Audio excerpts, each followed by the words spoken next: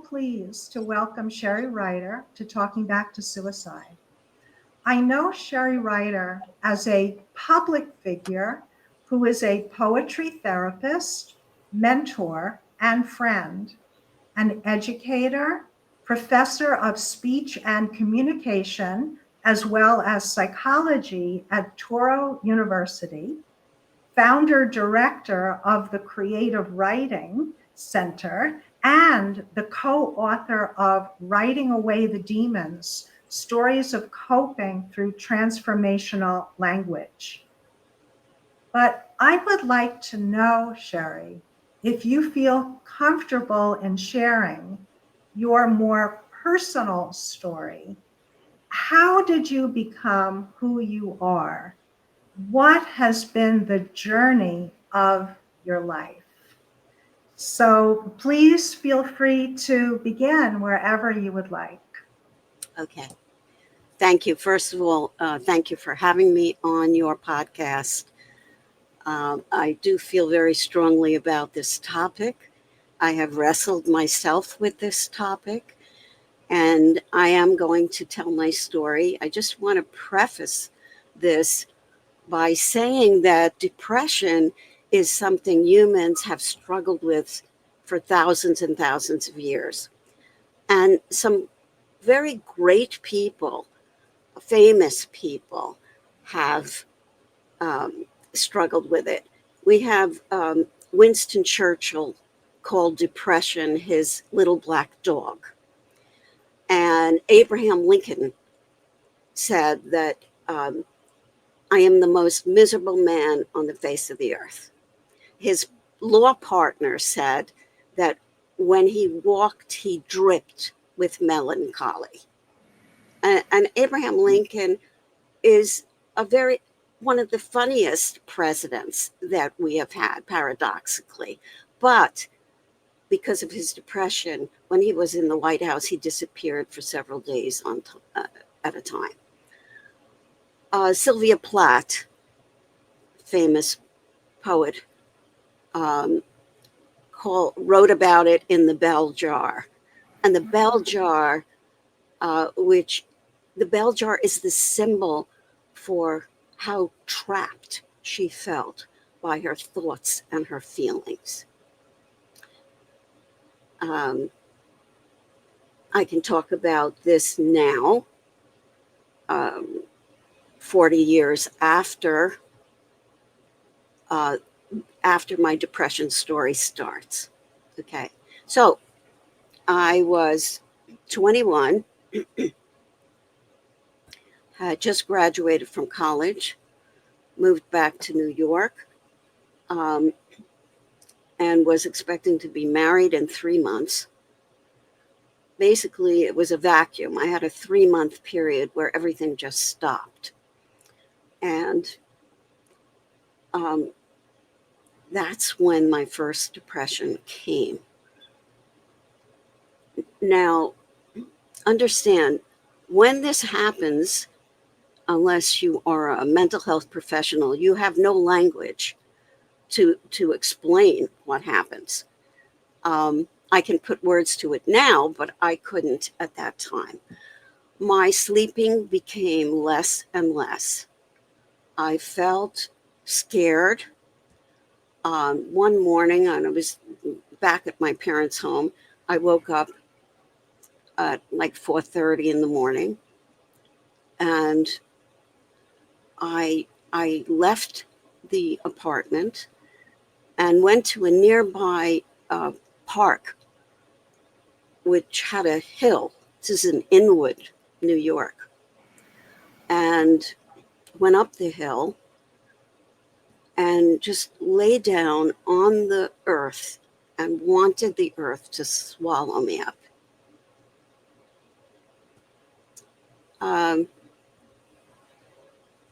So something big was happening.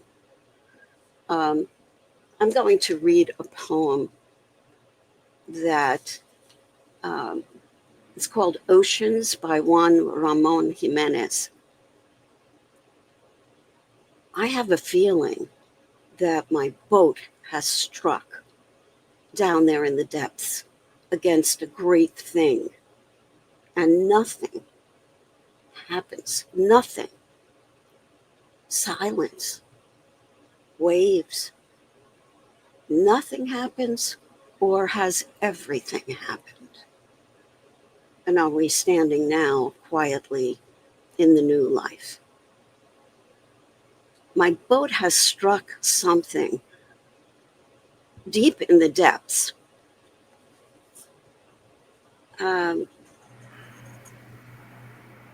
This was only the first. And as when a person has a major depression, they call it major depression recurrent, which is terrifying in itself. The chances are it will recur in your lifetime, and it has recurred many times in my lifetime. And I have had to work my way back and reinvent myself each time. One time, now, when I have depression or had depression, I did not create anything. And I'm a creator. I write poetry. I love all of the arts. There was one of my friends, a Haitian person, and he says my name Sherry, like that. And he knew I was depressed, and he sent me a little book of haiku poems called Cherry Blossoms. And he put a note in it.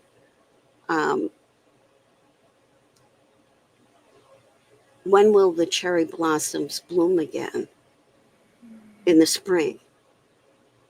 And I was very, very touched. And I wrote in response to that the only poem I've ever written during a depression. It's, Lord, I fear the winter vice closing on my brain. This terrible constriction, oppressive suffocation, the needle with no eye, the singer with no voice, the artist with no hands. How do I keep this terror from the killing ground? By what quirk or curse of fate have I been chanced with this gift of pain? Do blossoms come from the wounded tree? Yes, in spring. See the buds? They come. And I think that the lines about depression, what do you get from that, Diane? I fear the winter vice closing on my brain, this terrible constriction, oppressive suffocation, the needle with no eye, the singer with no voice, the artist with no hands. Yeah, the imagery that I have in my head, listening to your imagery and your voice speak it, I feel like being entombed, alive but dead at the same time. Okay. In my own words, I would say it feels like a loss of soul. Something, and it is you are utterly powerless. And that impotency is in that, the singer with no voice, the artist with no hands. Interesting line about the needle without the eye could be a double entendre about eye, right? And, the self, the seeing eye, seeing out, seeing in. Interesting. Yeah. So we're talking about unfathomable pain. In my case, I don't know how other people experience it, though the people I've spoken to and my clients do describe in different degrees variations of this. So I want to say that there is in depression a chemical avalanche that sends signals that the person will receive. You are not. Something is terribly wrong. Wrong, wrong, wrong. Give up. It's hopeless. If you want out of the pain, there is only one solution. Do not listen to this voice. It is a trickster. It is the voice of pain itself, wanting its own death, perhaps. Death is a permanent solution to a temporary problem.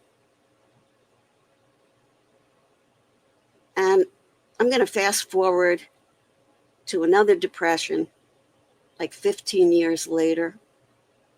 And I remember going to my parents' home and saying, this life, I'm no good at it. And I think when a young or middle-aged person says that, you're the shrink. So what are they really saying? What is that telling you? Yeah, I can't live. Death is calling to me. But what it's And perhaps I want to kill myself. I would definitely be asking that question. But the why here, I'm not good at it. I have failed. Yes. You'd also want to ask questions on that theme of why, what makes what you do you mean? Yes. Yeah, what do you mean by that? Exactly. Who is the person that life is meant for, right? I'd also wonder about perfectionism. Was that part of the mix? Achievement. We are a very achievement-oriented society. And I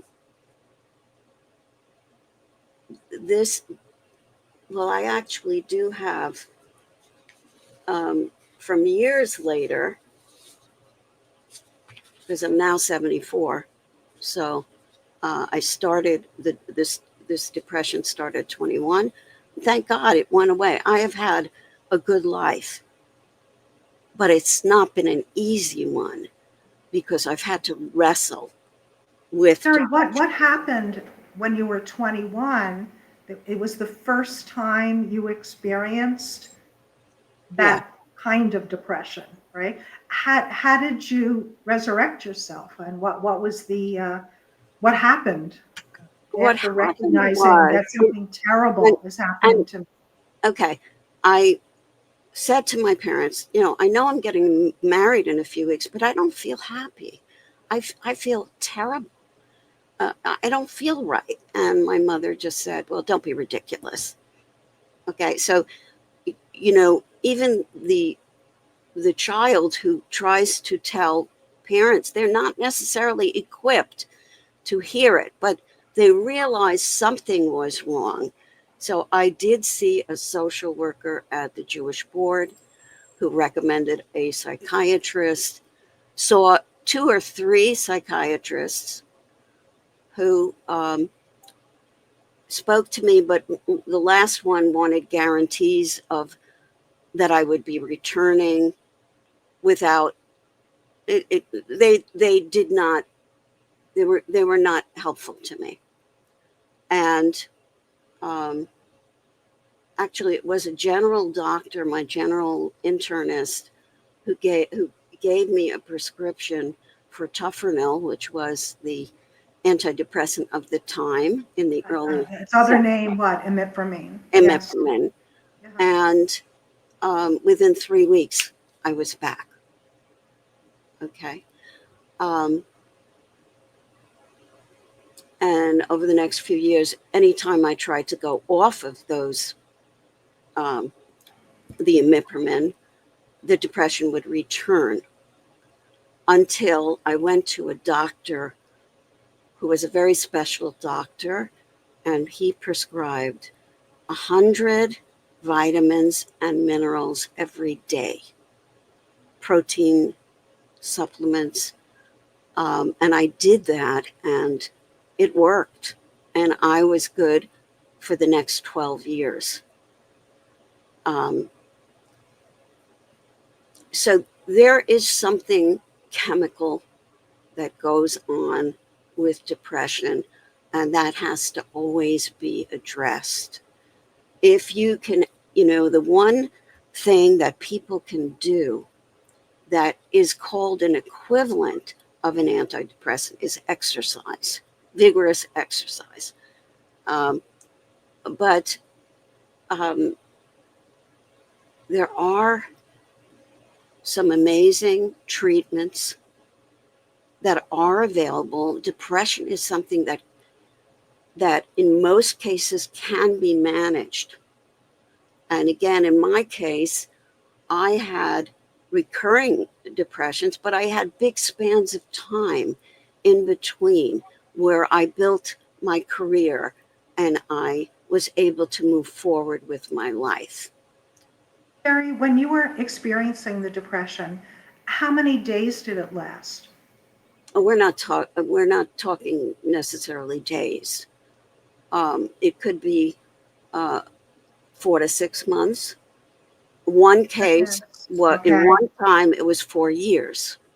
Wow. Okay. And the other seduction when you are in pain, and that's the main reason people kill themselves. They are in pain and they feel Yes. trapped. They've got to stop. That's not the way to do it. But when we feel that amount of pain, what do humans do? And this is something they've done for hundreds of thousands of years. They turn to alcohol or drugs. Okay. And I have done that. I have tried that. Of course, it doesn't really help because then, in addition to having your original problem, you find, oh, now I'm an alcoholic. Okay. And that is not, if you have really a depression, there's still confusion in the field, because some doctors will say, you're just an alcoholic. And I go, no, you don't understand. I had terrible pain. That's why I used alcohol. No. They said, no, you're just an alcoholic. I had a doctor like that. Okay. And I was fortunate. I did get a wonderful therapist who said to me at one point, I don't think this is the right doctor for you. And I eventually got a wonderful doctor. And anytime I have a relapse, I will call this psychopharmacologist. He has a great analytical mind, and he figures out, okay, this worked, this didn't work, this is what, and he has plan A, plan B, and plan C. So that I knew, even though I didn't believe him when I originally found him, that I had no hope left. Okay. But I saw that he said, okay, but if this doesn't work, we're going to strategy number 2. And if that doesn't work, we're going to, okay. And it worked. It worked. Thank God. Sherry, how did you begin to recognize that you were drinking excessively? That's Right? not really hard. You fall on the floor and you can't move, or you're in bed all day. Yes, it's really, if the therapist can say, what's really bothering you? Okay. There is going to be usually there's going to be stressors, or sometimes I believe a person may be living out of alignment, not in alignment with their true values. Now, again, if you couple this with a genetic vulnerability, somebody else might get ulcers or headaches. But in my case, there was a genetic vulnerability. I believe there are a couple of people in my family who have suffered. And that's sometimes hard to trace because in previous generations, nobody talked about it. If someone killed themselves, then you knew they had.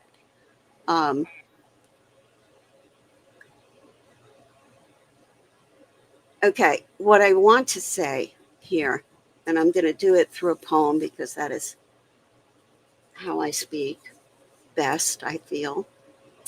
I'm going back to this pressure to succeed, to achieve.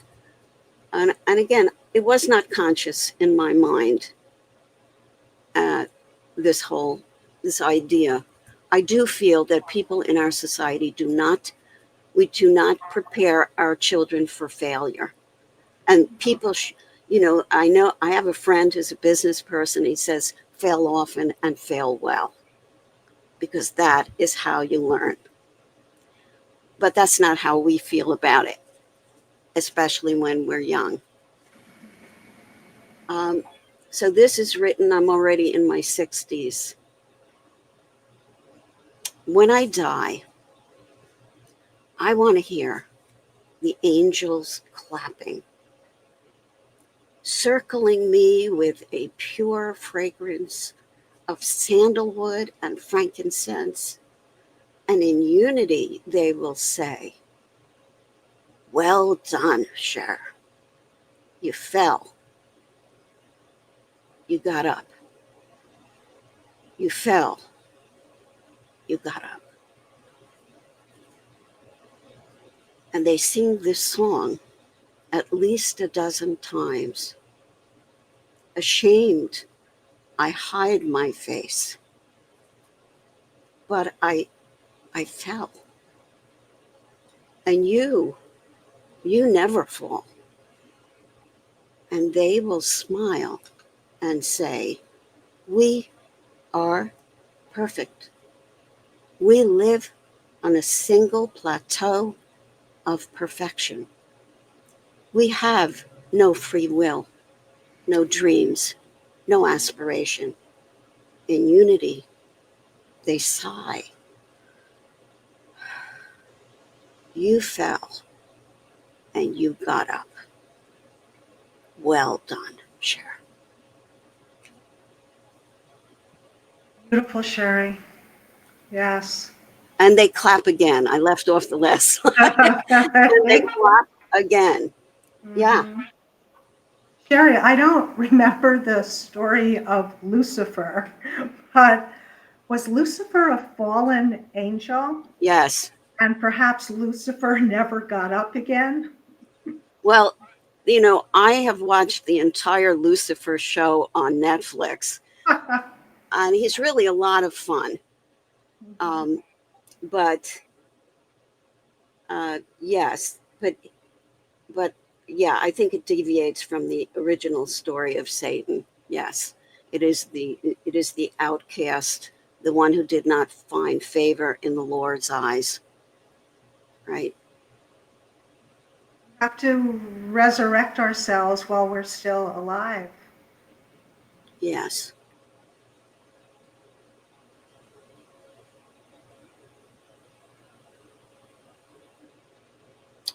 So let me backtrack and talk a little bit about what I later learned about depression.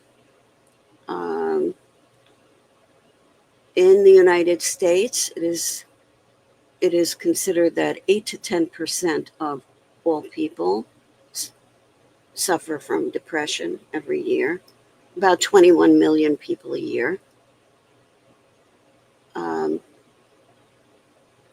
People in the arts have 6 to 8 times more bipolar and unipolar depression.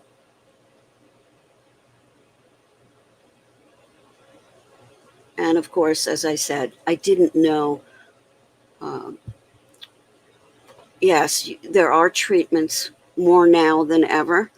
I think we are still, in many ways, at a very primitive stage in treating depression because it can be somewhat hit or miss, and you cannot afford when someone feels really bad and it has the impulse to hurt themselves.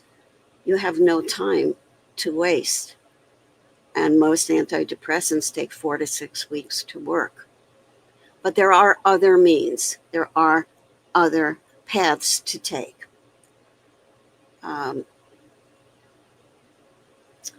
So what I'm saying is that what I've come to believe is that sometimes the brain is subject to upheaval and it reacts to the stresses in our lives in an act of protest.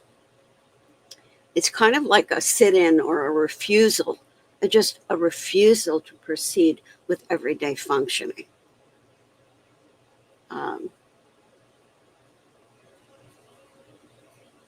And we need patience and we need courage. And courage is sometimes just getting out of bed in the morning, even if you don't know why you're doing that. Nietzsche said, "He who has a why to live for can bear almost anyhow." But when you feel depressed, you have no why, because everything is upside down and you can't believe that people are walking around like they're okay.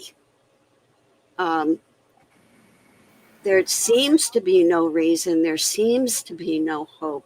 Again, this is a mirage.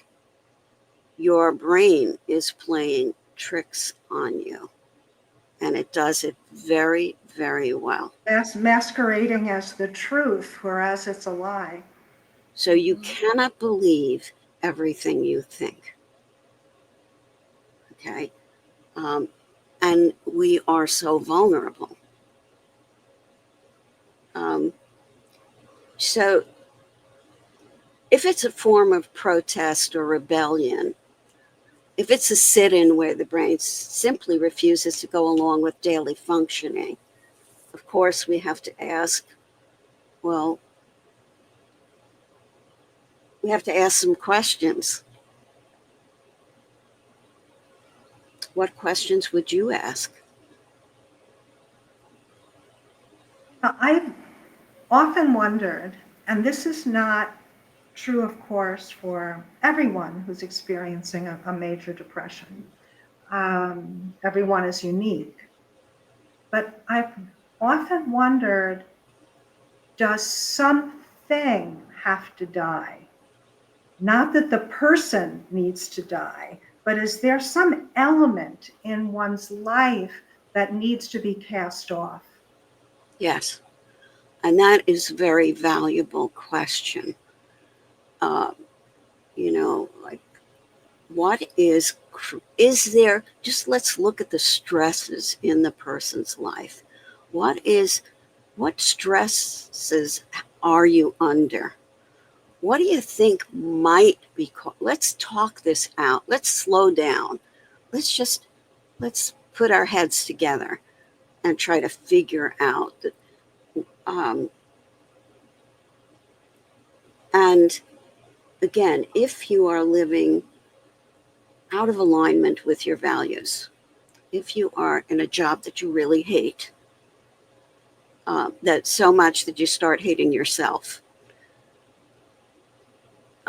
if you are in a relationship that is really destructive to you, of course, those things are big and blatant.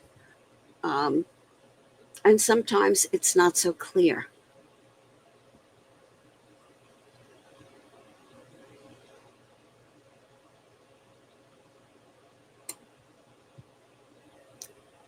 the other thing here that is very tricky is that the pain that the person is feeling has no location. It is huge. It is like, okay, so one of the exercises that I love to do with people is if your depression was a person, what would their name be? Okay, I was actually thinking about this before the podcast because I never asked myself this question. And I came up with two. One of them is Stanley, like an annoying pest, and the other is Hellbent. But then we go further into this personification of anger to learn more about it. The important thing here is separating the depression from the person. Because when a person is depressed, there's no separation. We can't say my leg hurts or this hurts. It appears to have taken over. Yeah. And our language amplifies that because we say, I am depressed, Right. as if I equal depression, that is me. But we don't say, I am diabetes. Yet Correct. we say that with a Correct. mental health illness. That language is so important. And I have depression, or I am carrying with me this burden, right? I'm experiencing Yes, this. Yeah. yes. Mhm. It is temporary. Our language does not, even the medical terminology, which I do understand, but I think it is devastating if you're a young person and someone says you have depression in remission. Hmm. It's like, okay, your That cancer, sounds like an oxymoron. yeah, your Right? cancer's Yeah. not here right now, but it's going to come back. And, you know, so very, very tricky. It's very, very dangerous. It is one of the most more manageable mental health disorders. Okay. But you have to get the support and help that you need.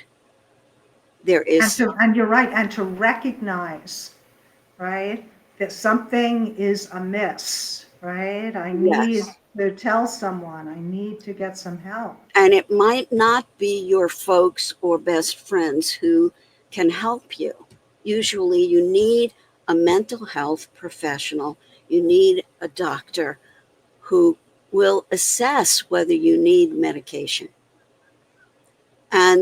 And you also have to do the work of therapy where you're asking those questions. Is there anything that I'm not in alignment with? Anything that, I've sort of accepted because I felt I should. So I'm going to this job, or I'm staying in a relationship, or I'm giving in with my partner on things that I really feel very strong about, but I'm resigned to letting the other person have their way. And I'm that, thinking too, Sherry, of there's a host of stressors, which in combination with other factors might lead to suicidal thinking, but there can be economic ruin, right? That the person is in such dire financial right, straits that they may think, I'm better off dead, or, and I'm not saying this is true, but a person might be thinking, oh, my family will get the insurance policy. I'm worth more if I'm dead.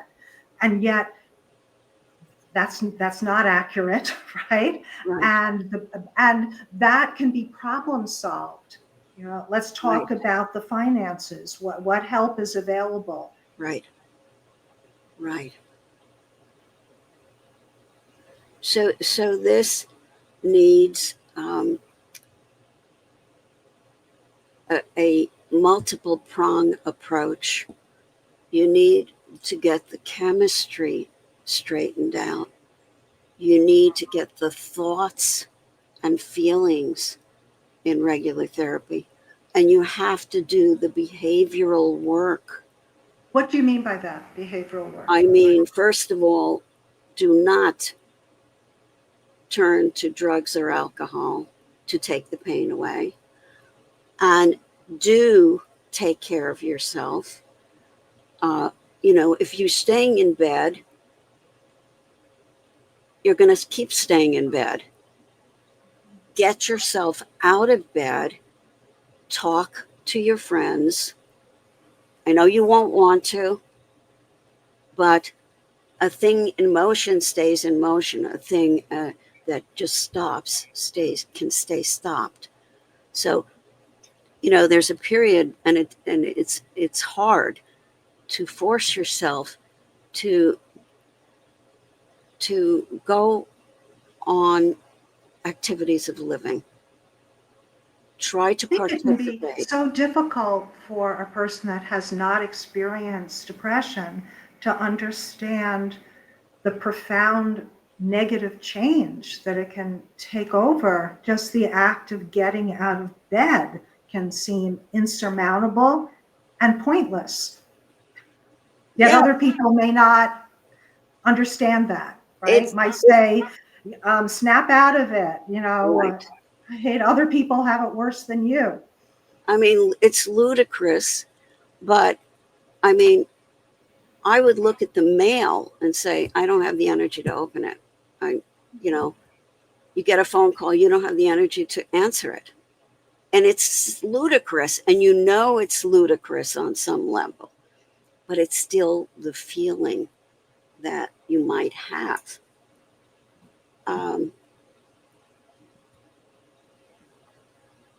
Added to your behaviors towards healing, right?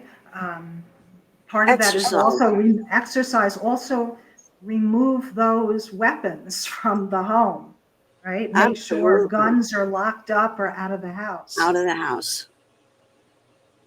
Okay. Surround yourself with people who are loving, nurturing people. If a person is going to be difficult for you for right now, try to avoid until you're feeling better. I wish that there was an inoculation, for suicide prevention. And the only inoculation is, and this is, again, there is no inoculation, but perhaps it helps. I'm going to go again to a poem, not by me. It's an excerpt I'm going to read you from Things I Didn't Know I Loved by Nazim Hikmet. And Nazim Hikmet actually spent many years as a political prisoner in jail. I think it was something like 13 years. And when he finally got let out, and he found himself from this dark place into this world of magnificent things, and he saw everything with new eyes. And he wrote this poem. I never knew I liked night descending like a tired bird on the smoky wet plain. I didn't know I loved the soil. I'm jumping around. I just want to give you an idea. I didn't know I loved the soil. I've never worked the soil. And here I've loved the river all this time, whether motionless like this. European hills topped off with chateaus. I didn't know I liked the sky, cloudy or clear, the blue vault. I didn't know I loved flowers.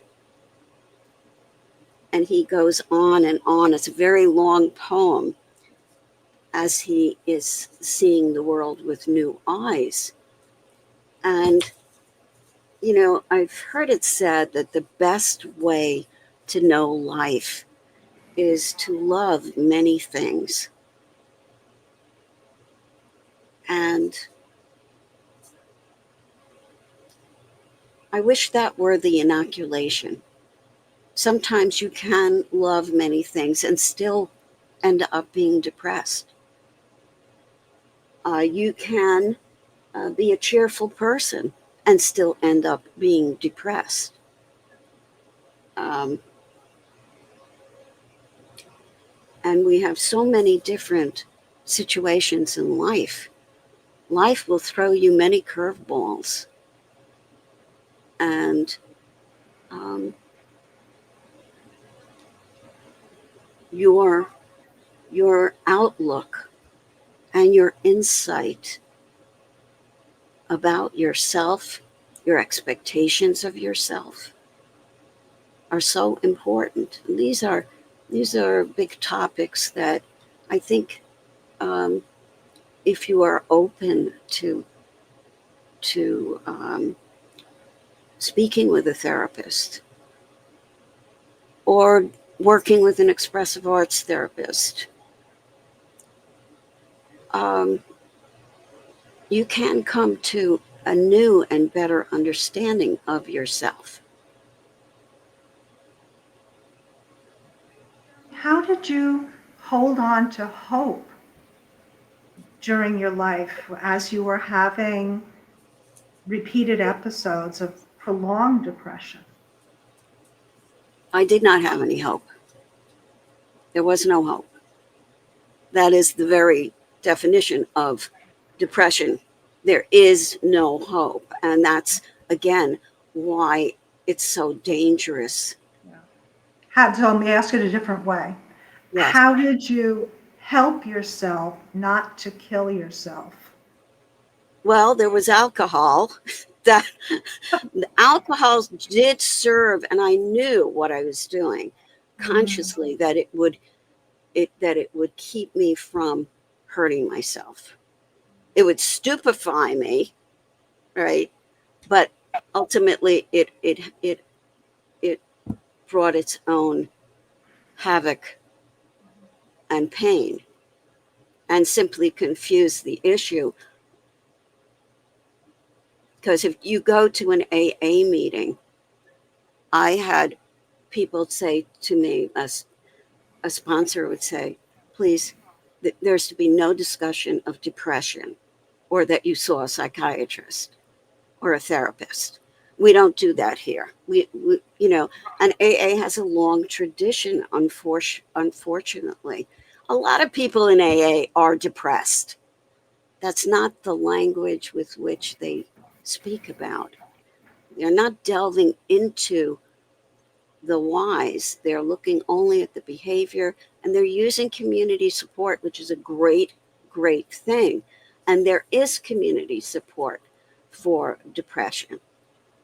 So I do think it's hard for therapists to go to depression support groups, because in the act of doing that, they reveal that their mental health is in jeopardy. Okay, that they need. But the truth is, no matter who you are, psychiatrist, therapist, social worker, we're all made of the same human fabric. And it's a disease, it's a disorder. And it's a big problem for people who do not want to avail themselves of some of the support that is available, because they will feel outed or are afraid of being looked at as less than. Did you cope with that by what you just said? I'm human, we're made out of the same fabric? Or how did you cope with that? Again, you are hopeless, you feel ashamed, you know something's terribly wrong with you, but you look perfectly normal. Mm-hmm. So to go and walk into a classroom and teach, or even to be doing therapy, I would say, what's that word? The false persona. You are Imposter syndrome. Yes. Like, how dare I? How dare I, when I have I'm feeling so bad that I know I have something terribly wrong with me. The interesting part for me was that I did continue working always, and somehow got through and did feel I was still effective as a therapist, but I didn't feel well. It hurt.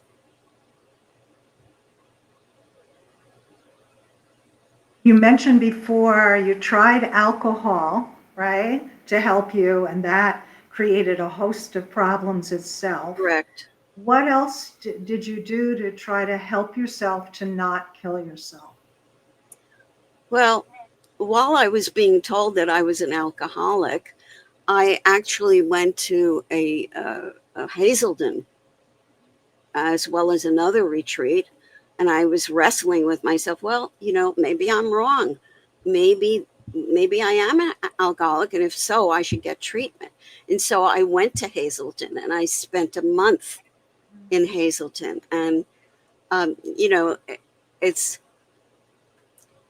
it's very murky because you have shame, you blame yourself, you feel inadequate, and so, as I said, there's no hope. You're grasping at straws. You don't know which way to turn until someone sets you on the path, or you find a path of healing. You might find it um, in a support group. I was actually fortunate that when I went to AA, there was a wonderful community. Now, one day I was sitting there, and this woman sitting next to me turned to me and said, "You're not really an alcoholic." And I said, well, who's an alcoholic? Anyone who claims they are. But I was, unbeknownst to me at the time, an imposter. Okay. I have spoken at AA meetings, but from the perspective of a person who is resigned to being an alcoholic. And that's a whole trip in itself. What was your experience like at Hazelton? Was it beneficial in some ways or not? And again, this is Um, just personal yes, experience. yeah, just personal experience.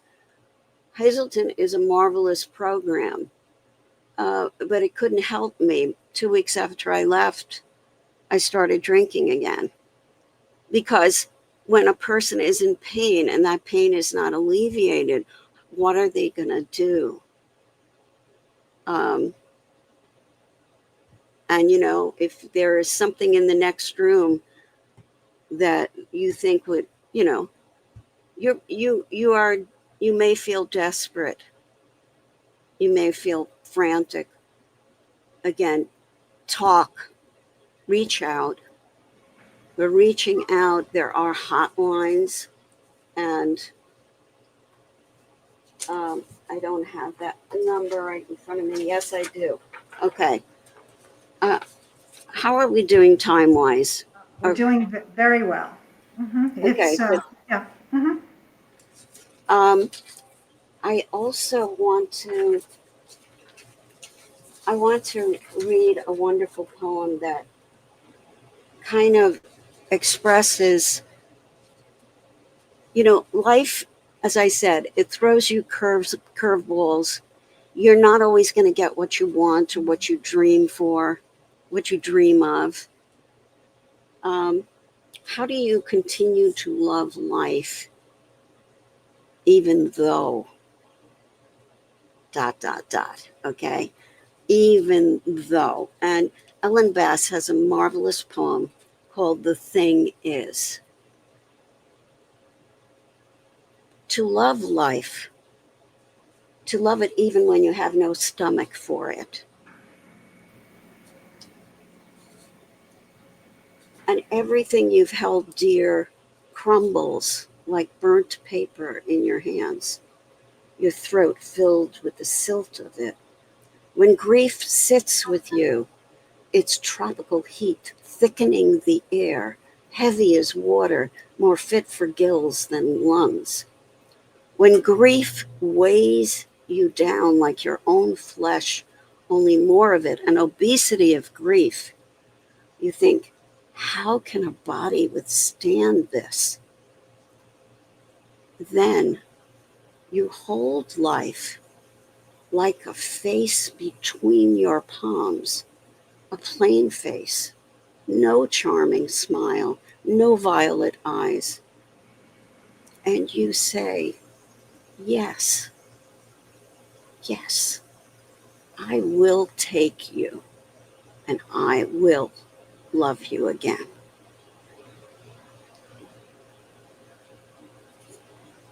I think that's a great poem. Sherry, what lines in that poem speak to you the most? Hold life like a face between your palms. Okay. Um, no charming smile, no violet eyes. And even when things are not good and you're not happy, accept it. Say yes. Say yes. I will take you. I will love you again.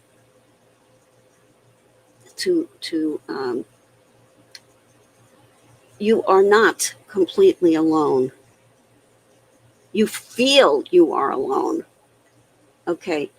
And what I really want to say before we close is I'd like to speak to anyone who feels hopeless or is thinking about ending their life.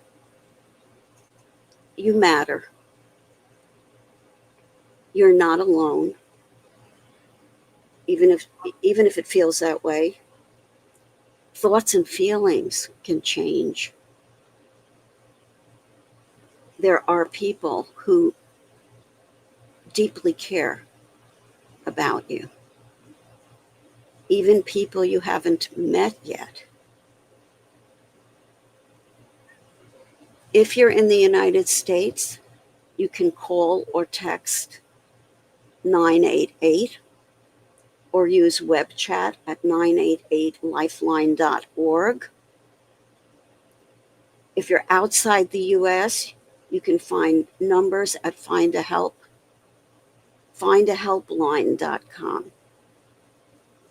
And someone is there to listen without judgment any time of day or night.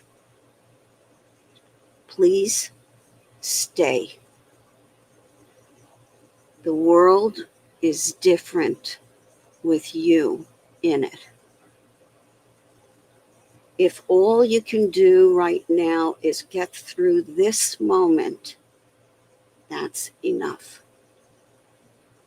You are worth the time it takes to heal.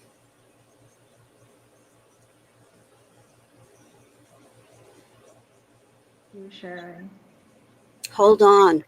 Just hold on, right? Mhm. This Hold On campaign is just wonderful. Thank you.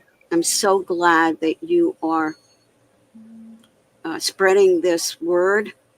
And every person needs to be educated about what depression is, and that there is treatment out there, but everybody should be able to recognize it, identify it.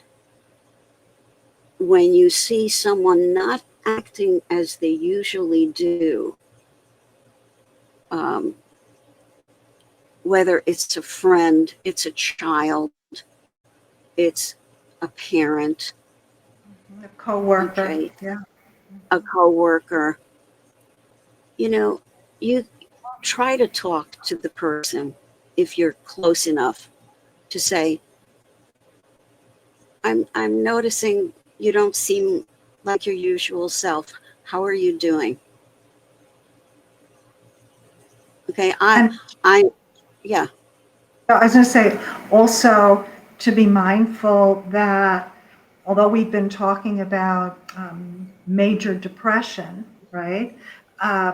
That a person could have suicidal thoughts or be feeling severely unhappy, may not have a quote clinical depression, but in that great unhappiness, they may be having suicidal thoughts, right? And that needs to be taken seriously as well.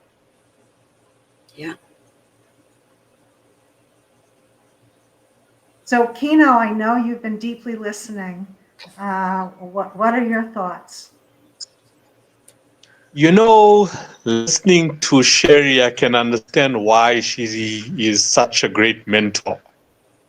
This show was like completely different. It wasn't like our typical podcast where it was a question asked and then, the guest responds. Like Sherry, you have like provided mentorship on the podcast today. You Thank you. shared your story, you shared problems, you shared the solutions already. All I can do, to conclude is not really ask any more questions, but I can also agree with you when you were talking about failure. We need to learn to fail more. If Yes. there's anything that I focus on with the youth of today is to learn to fail. I mean, the system was designed to pass, pass, pass. Yeah. Generation, school to school, they'll always pass, pass, pass. But learn our most critical lessons when we fail, when we fall, and Yeah. learn to build up from that point onwards. That's how we really learn, in life. So I encourage people to embrace failure. Please Yeah. embrace failure. Block out what the world is saying, what your parents are saying, what your teachers are saying. Fail as much as you can, and pick yourself up. That's how you're going to learn. The second thing I want to also agree with when you were talking about being in a bad relationship, being in a bad job, built by design again, fear. We rather stay with the depression than leave that job that makes us so unhappy or stay in a relationship that makes us so unhappy because we're driven by fear. Fear does not exist. Eliminate fear from your mind. It doesn't exist. It's not there. You need to just leave that job, leave that toxic relationship. So I agree with that 100%. But the reality of the matter is, which is why I'm so glad we're living in this era of podcasting, is to get this message out to people and get them to actually not listen, but hear and actually take action. And for me, I feel that's the hardest part for people to take action. You've been in the game of suicide prevention and using arts for a long time, yet we still see the numbers rising when it comes to suicide. So what would you advise, we can do collectively together to bring those numbers down that are increasing each year to get people to hear more?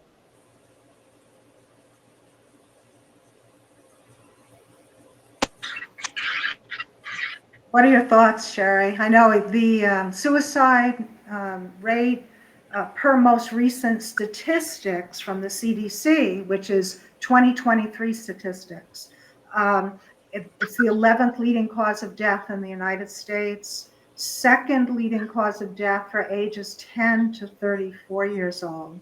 And Sherry, where I live in Oregon, suicide is the 8th leading cause of death. It's the second cause of death for which group? Across the United States, 10 years old to 34 years old. Wow. I would like to go back to Kino's question. I wish that in public schools, in junior high schools and high schools, there was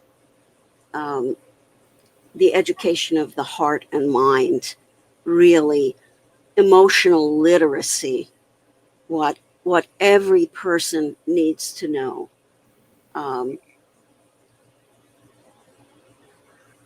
And whether I have this poem, if I can find it quickly.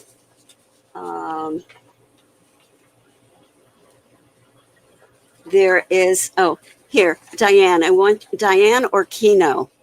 Okay, I'd like you to respond to it. I'm coming back to that question. What is life? Okay, so if I say this, and this game is called Life Is. Okay, so if I say, Diane, and I want you to plug in the next part of it. If I say life is a game, what do you say? I would say, but life is not a walk in the park. Okay. Life is a song. Kino, what do you say? Life is a song. Yeah. What would I don't you know. next time? What? Sing it. Sing it. Life is a song. Sing it. Okay. Okay. Yeah, sing it. Life is a heartache. What do you do? I was going to say compose it, but that's close to sing that it. would be good. That's good. Compose it. I like that. Compose it. Life Yeah, is because before the song, composing. So, but I was skeptical about saying composing. No, I like that. That's creating.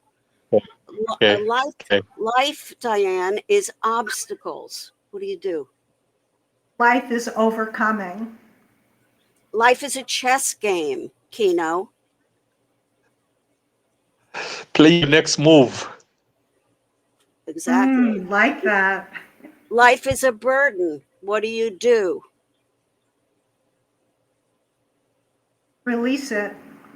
Good. That doesn't mean kill yourself. That means release the burden. Okay. Yeah. Let's be clear. Okay. Mhm. Life is a large ocean. What do you do? Swim in it freely. I was going to say learn to swim.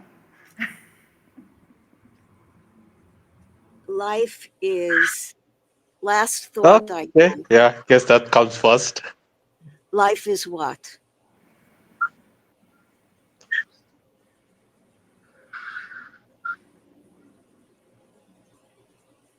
I never hear that one. Life is, okay, I'm going to finish it. Okay. Life is a kaleidoscope. What will you do with it? Okay, see what we're doing here is we're juggling with different ideas that represent other ideas. Yeah. And our children are not prepared to deal with life on life's terms. We don't talk about heartache. We don't talk about making mistakes, the importance of failing.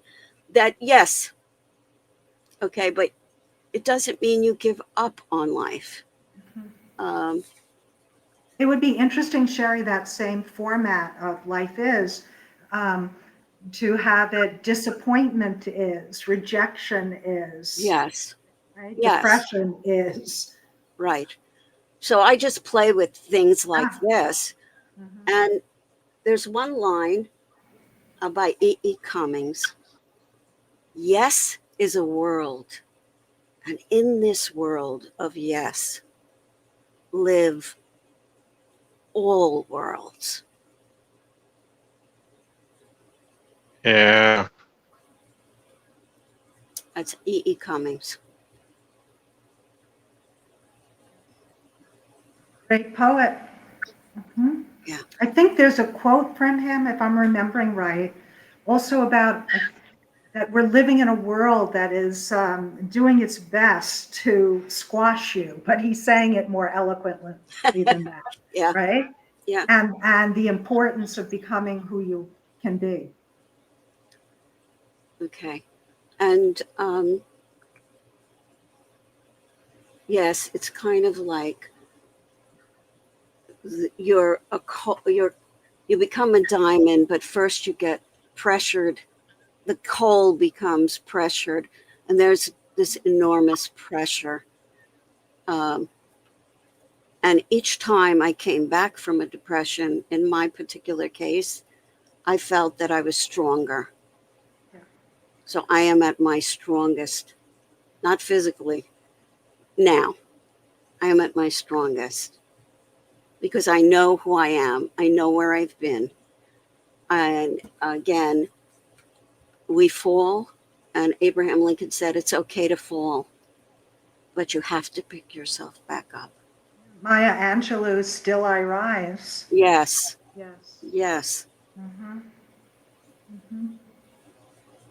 Fail So in a way, I'm forward. thinking that glimmer of knowing to motivate us to reach out, even though it's so paradoxical in the depression, one doesn't want to reach out, nor right. they may feel that they can't reach out or why reach out, but reach out anyway.